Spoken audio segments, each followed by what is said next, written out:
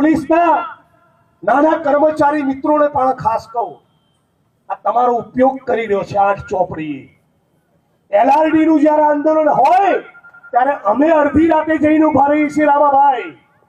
Fix પગાર outsourcing કોન્ટ્રાક્ટની નાબૂદીની વાત હોય તો અમે લડીએ છીએ નાના કર્મચારીઓ માટે. પોલીસ કોન્સ્ટેબલ ભાઈઓ ઉપર કોઈ પ્રશ્ન આવે તો વિધાનસભામાં કોંગ્રેસ પાર્ટી અને અમે લોકો તમારા માટે લડીએ છીએ. તમે મહેરબાની કરીને 8 ચોપડી પાસના હાથા ના બનતા. એમને સવાલ પૂછજો કે તમારા પોલીસ કોન્સ્ટેબલ ભાઈઓના વેલફેરના નાણાં કોના ગજવામાં જાય છે, એનો હિસાબ તમને નહીં આપે. તમે સવાલ પૂછો કે કેમ IPS અધિકારીઓનો ગૃહ વિભાગ સાથે મળીને કોન્સ્ટેબલ હેડ કોન્સ્ટેબલ ભાઈઓનું યુનિયન અને સંગઠન બનાવવા દેતા નથી. મારી વિરુદ્ધ રેલી કરવાથી, જિગ્નેશભાઈ મુર્દાબાદના 2-4 નારા લગાવવાથી તો મારે તો પેટનું પાણી ના લે યાર. તમને હજી મારો જીગરો ખબર જ નથી. 8 ચોપડી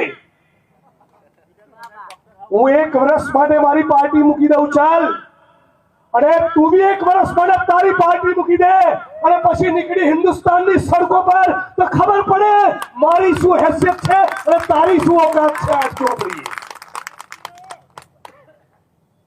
આ તો 1500-2000 બિચારા પોલીસ કોન્સ્ટેબલ મિત્રો, એનો પરિવાર હેડક્વાર્ટરમાં રહેતો હોય, એની કાનપટ્ટી પર બંદૂક મૂકીને જાઓ ને તો સસ્પેન્ડ કરીશ, જાઓ નહીં તો તમારી ટ્રાન્સફર કરી. એમ બિચારા ગરીબ સામાન્ય ખેડૂતના દીકરા જે લોકરક્ષક બને, કોન્સ્ટેબલ બને, હેડ કોન્સ્ટેબલ બને, એને દબાઈ દબડાઈને એની પર પાવર કરીને મારી વિરુદ્ધ રેલી કરાવો છે. મૂર્ખ, તારું ચણોય નહીં આવે. તો જે મને પૂરો ઓળખતો નથી, અને તું છે શું? ઉપરમાં તારા જે આકાઓ બેઠા છે એનું ફોલ્ડર છે, ફોલ્ડર. અને હું પીડિત શોષિત વંચિતોનો અવાજ છું, અને નેતા એ ગુજરાતની જનતા અને ગુજરાતના પીડિત શોષિત વંચિતોએ બનાવ્યો છે. અને સાંભળી લેજો ભારતીય જનતા પાર્ટીના મિત્રો, કબીર સાહેબે કહ્યું છે, માટી કહે કુંભાર से तू क्या रोंदे मोहे, एक दिन ऐसा आएगा मैं रोंदूंगी तोहे. તમારો પણ વારો આ જન્મમાં નીકળવાનો છે. અને તમને એ પણ કહું મિત્રો, આ 1 દિવસની રીલ બનાવવા માટે કરેલો કાર્યક્રમ નથી. 1 દિવસના વિડીયોને વાયરલ કરાવવા માટે કોંગ્રેસ પાર્ટીએ કરેલો કાર્યક્રમ નથી. હવે કોંગ્રેસ પાર્ટી તરફથી આ સન્માનનીય મંચ અને આખા કોંગ્રેસ પરિવારનો સંકલ્પ છે કે ગુજરાતની બહેન દીકરીઓ માતાઓને વિધવા નહીં થવા દે. ગુજરાતના યુવાનોને ડ્રગ્સના રવાડે ચડવા નહીં દઈએ.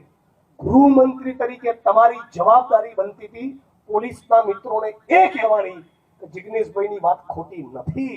જિગ્નેશભાઈને ફરિયાદ બહેનોએ અને માતાઓએ કરી હતી.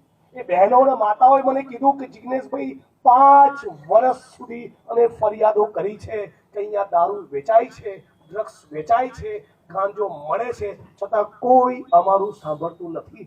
એટલો મારો બાટલો ફાટ્યો છે. હા, ડોક્ટર હાઉસ ની પાછળ બી વેચાય છે. કોઈ ઈડરમાં વેચાય છે? મોટેથી બોલો, ખબર પડે. ઈડરમાં વેચાય છે દારૂ? જુગારના અડ્ડા ચાલુ છે? પોલીસ સપ્તાહ ખાય છે? હા, નાના આ બી નાના ત્યાં સુધી કહું, SMC ની જે રેડ પડે છે ને, આ પોલીસના મિત્રોને બી કહું, SMC ની જે રેડ પડે છે એ વિકેટ કોની પાડે? ખાલી કોન્સ્ટેબલની, હેડ કોન્સ્ટેબલની, ASI ની, PSI ની, અને બહુ તો કોઈ PI ની વિરુદ્ધ કાર્યવાહી કરે, પણ કોઈ SP ની સામે કાર્યવાહી કરતા નથી. બોલું છે તે બોલ્યું, એમાં કરી તે અસી કારીગરી, સાંભેલું વગાડે તો જાણું કેટલું સારું છે.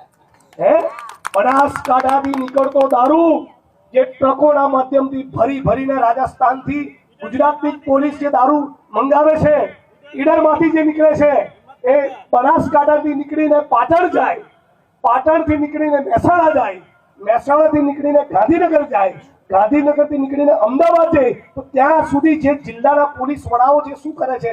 લચ્છા લપેટે છે, એ મંજીરા વગાડે છે. સસ્પેન્ડ કરવાની વાત આવે, એક્શન લેવાની વાત આવે ત્યારે કોન્સ્ટેબલની વિકેટ પાડવાની, અને હપ્તો કમાવાની વાત આવે તો 50 લાખ કરોડ 2 કરોડનો હપ્તો જિલ્લા પોલીસ વડાએ ખાવાનો. આની સામેની અમારી લડાઈ છે. અને ફરી કહું છું, આખા ગુજરાતના પોલીસના મિત્રો માટે જે પણ મિત્રો નિષ્ઠાવાન, પ્રામાણિક અને ઈમાનદારીથી કામ કરે છે એને આખી ગુજરાત કોંગ્રેસ પરિવાર તરફથી અમે સેલ્યુટ કરીએ છીએ. પણ જે લોકો દારૂ, જુગાર અને ડ્રગ્સમાંથી કમાય છે એવા ભ્રષ્ટાચારીઓના તો પટ્ટા ઉતરવા જ જોઈએ. મારી સામે 1 નહીં 1000 કાર્યક્રમ કરો, મારા પેટનું પાણી નહીં હલે. આખી કાયનાત મારી ખિલાફ થઈ જાય ને, પણ હું સત્યનો અવાજ છું. મારો અવાજને કોઈ રોકી નહીં શકે. એ વસ્તુ તમે લખી રાખજો. અને એટલું જ નહીં, આ ડ્રગ્સના મુદ્દે તમને બધાને વડીલ મિત્રોને ખાસ કહેવા માંગુ છું, આજની તારીખે તમે તમારા શહેરના મોહલ્લામાં, તમે તમારા ટાઉનમાં, તમારા તાલુકામાં ને તમારા ગામમાં મીટિંગો કરી, સમાજના મેળાવડા કરી ડ્રગ્સના દૂષણની સામે નહીં બોલો તો આવતા 5 વર્ષ પછી, 10 વર્ષ પછી આપણા ગુજરાતે પસ્તાવાનો વારો આવશે. અત્યારે જે ગરીબ બહેનો, ગરીબ પરિવાર, કોન્સ્ટેબલોની પત્નીઓને, માતાઓને મારી સામે રોડ ઉપર ઉતારી, એ જ મારા ગુજરાતની બહેનના માતાઓ કહેશે કે જિગ્નેશભાઈ તમે સાચા હતા. આ જ બહેનો કહેશે આ મારો વિડીયો રેકોર્ડ કરીને રાખજો. એવા ડ્રગ્સ, કેમિકલના ખતરનાક કેમિકલ ડ્રગ્સ એવા આવી ચૂક્યા છે કે માણસ સોમ, મંગળ, બુધ, ગુરુ 4 દિવસ લે ને તો 5મા દિવસે પોતાની માનવ ગળાનો દોરો તોડીને પણ ડ્રગ્સ ખરીદવા જશે. એટલી ભયંકર પરિસ્થિતિનું નિર્માણ થયું છે. દારૂનું વ્યસન, દારૂની બધી કદાચ છૂટી જાય, તમે એનું રિહેબિલિટેશન કરો, પણ ડ્રગ્સની ચુંગાલમાં એકવાર માણસ ફસાયો પછી એ પતી ગયો. એ દીકરાને કે દીકરીને તમારે ભૂલી જવા પડશે. એટલા ખતરનાક આ ડ્રગ્સો છે. એટલે અત્યારે મને સોશિયલ મીડિયામાં અને મીડિયામાં બદનામ કરવાથી 2-4 દિવસની પબ્લિસિટી મળશે, પણ હર્ષભાઈ, ગુજરાતની આવનારી પેઢી અને વર્તમાન પેઢી સવાલ તો પૂછશે કે 2020 થી 2025 ની વચ્ચે આ ગુજરાતની અંદર ગાંધી અને સરદારના ગુજરાતમાં 2.5 લાખ કરોડનું ડ્રગ્સ આવ્યું ક્યાંથી? મિત્રો, સવાલ પૂછવાનું કે નહીં? એક તો મંગાવતું હશે ને. તમારા ગામની અંદર ગોળનો રવો ખરીદનારું કોઈ હોય નહીં તો કોઈ ગોળ વેચવા આવે? તો મતલબ કે ગુજરાતની અંદર કોઈ ખરીદનારું છે. કોણ મંગાવી રહ્યું છે આ ગુજરાતની ધરતી પર ડ્રગ્સ? ક્યાંથી આવી રહ્યું છે ડ્રગ્સ? કોણ છે આના ડીલરો? અને એક વાત કહું, જે પણ મંત્રી એ ગુજરાતની યુવા પેઢીના ભોગે ડ્રગ્સના કાળા કારોબારમાંથી કમાઈ રહ્યો છે, એ ગુજરાતની ધરતીનો ગદ્દાર છે, ગદ્દાર. એ પણ છરે ચોક કહેવા માંગુ છું. અને પોલીસના મિત્રોને થરાદમાં કીધું હતું, એ વાત રિપીટ કરું, તમારા પગારથી સંતુષ્ટિ રાખો મિત્રો. પગારમાં જીવવામાં મજા છે. તમારા પરિવારના દીકરા દીકરીઓ તમારી સામે સન્માનથી જોશે. પણ જે દીકરાને એવું લાગે કે મારો બાપ એસપી છે, મારો બાપ ડીવાયએસપી છે, અને રોજ હાજર 2-5 લાખનું બંડલ લઈને આવે છે, દીકરાને પણ તમારા માટે સન્માન પેદા નહીં થાય. આ જ દીકરાઓ તમારા ડ્રગ્સની ચુંગાલમાં ફસાશે. અમારા શબ્દો યાદ રાખજો. ઘણા ડ્રગ્સ એવા છે કે ખેત મજૂરો અને ગરીબ માણસોને નહીં પોસાય.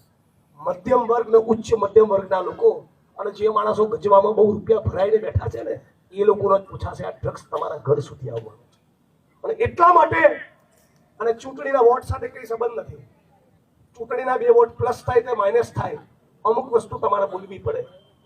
ફરી એકવાર સમગ્ર ગુજરાતના લોકોને આ વિડીયોના માધ્યમથી કહેવા માંગુ છું, ગુજરાતના કોઈ પણ જિલ્લાના, કોઈ પણ તાલુકાના, શહેરના કોઈ પણ ખૂણે ડ્રગ્સનું દૂષણ હોય, મારો સંપર્ક કરો, માનનીય તુષારભાઈ ચૌધરીનો સંપર્ક કરો, વિરોધ પક્ષના આપણા નેતા માનનીય અમિતભાઈ ચાવડાનો સંપર્ક કરો, અને દરેક તાલુકા જિલ્લા કક્ષાએ જે કોંગ્રેસની અમારી ટીમ છે એનો સંપર્ક કરો. શક્ય એટલો પ્રયત્ન આ ગુજરાતમાંથી ડ્રગ્સનું સેવન બંધ થાય, આ ગુજરાતમાંથી ડ્રગ્સનો વેપલો બંધ થાય, એના માટે તનતોડ મહેનત કરીશું. એ વાતનું ગુજરાતની જનતાને મેં વચન આપ્યું છે. અમારા માટે ખાલી એક મિટિંગની વાત નથી. આપણું ગુજરાત આવું. તમે મને કહો, ગુજરાતમાં 1.5-2 લાખ કરોડનું ડ્રગ્સ આવે તો બીજા રાજ્યના લોકો કે આપણી મશ્કરી કરે કે ના કરે? આપણને ઉડતા ગુજરાત કહે કે ના કહે? આ ગુજરાતના લલાટ ઉપર કલંકની કીડી, કાળી ટીલી કોણે લગાડી? ભારતીય જનતા પાર્ટીની સરકારે. આપણે બધા જાણીએ છીએ, આખા ગુજરાતના જે પણ આઈપીએસ અધિકારીઓ એ દારૂમાંથી કમાય એનું ભેગું થયેલું બંડલ કોના ગજવામાં જાય? મંત્રીના ગજવામાં જાય. એ જ પ્રમાણે જે માણસો ડ્રગ્સના કાળા કારોબારમાંથી કમાતા હોય એનું બંડલ પણ કોના ગજવામાં જાય? મંત્રીના ગજવામાં જાય. હે ગુજરાતના મંત્રીઓ, હે ગુજરાતના આઈપીએસ અધિકારીઓ, થોડા તો તમે એટલા વિવેકી બનો કે તમારા મા બાપ તમને જોઈને લાજે. આ ધંધા ગુજરાતમાં બંધ કરો. આ બેન દીકરીઓ માતાઓની સામું જુઓ. અમારા ગુજરાતની બહેનો માતાઓની ચિંતા કરો. હજારોની હજારો બહેનો છેલ્લા 25 વર્ષના ભારતીય જનતા પાર્ટીના શાસનમાં વિધવા થઈ ગઈ. હજી કેટલી બહેનોને આપણે વિધવા કરી છે? હજી કેટલા યુવાનોને ડ્રગ્સના રવાડે ચડાવવા છે? આપ સૌને મારી વાણીને વિરામ આપતા પહેલા વિનંતી કરું છું કે સાથે મળીને બધા સંકલ્પ કરીએ. આપણું ગુજરાત એ ડ્રગ્સ મુક્ત બનવું જોઈએ.